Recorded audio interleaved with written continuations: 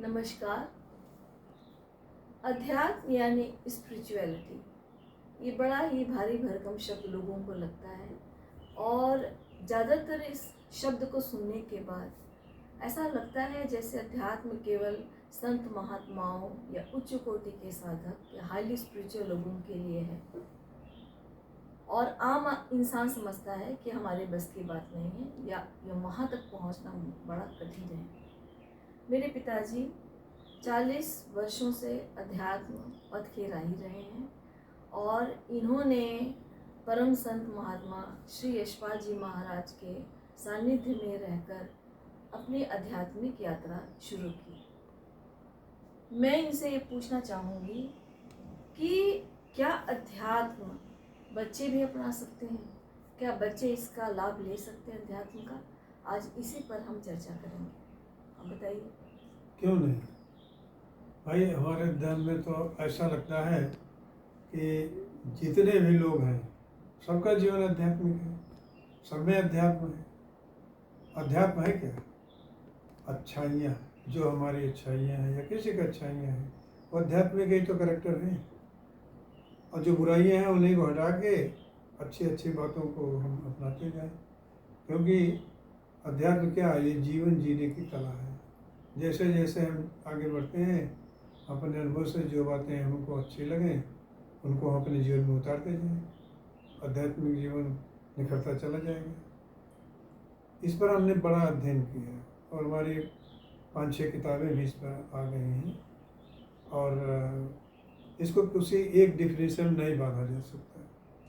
अगर बांधा जा सकता है तो वही ये जीवन जीने की कला है, नहीं तो सब लोग जितना जितना इसके बारे में जानते हैं सब सही है, उसी को आगे बढ़ाएं।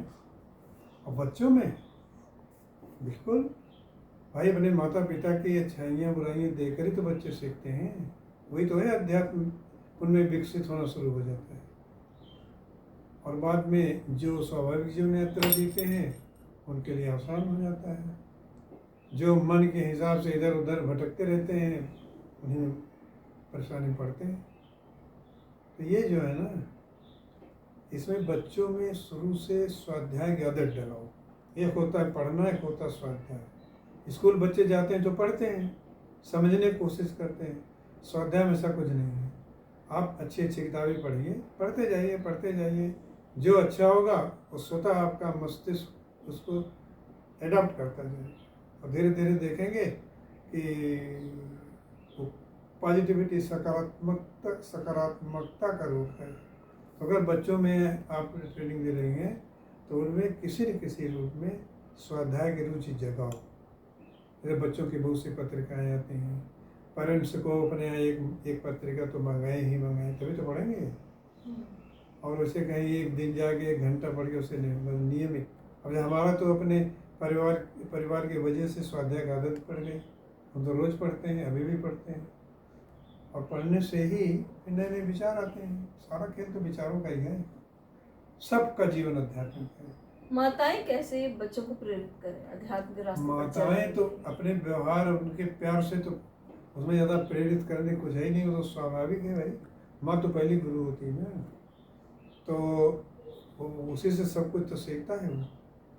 तो ये तो माता को भी स्वाध्याय पढ़ना चाहिए। ये तुम्हारी किताब है, हर बच्चा है खास, वो तो माँ पढ़ेगी ऑटोमेटिक, बिना मतलब कोई प्लानिंग के। उसमें से अच्छी बात उसको बताते नहीं।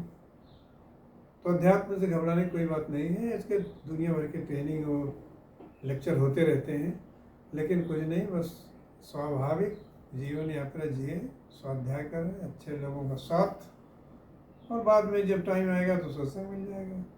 नहीं तो अच्छी चर्चा ही तो सत्संग का रूप है, स्वाध्याय खुद ही सत्संग का रूप है।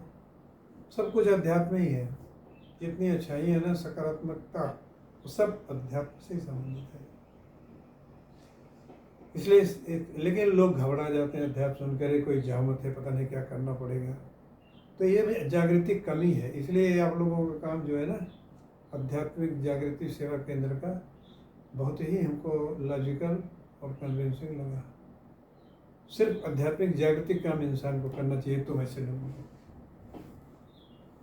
ठीक है, अगली चर्चा हम नेक्स्ट वीडियो में करेंगे। आपका बहुत बहुत धन्यवाद। परमात्मा तू ही है, तेरी इच्छा पूरी हो।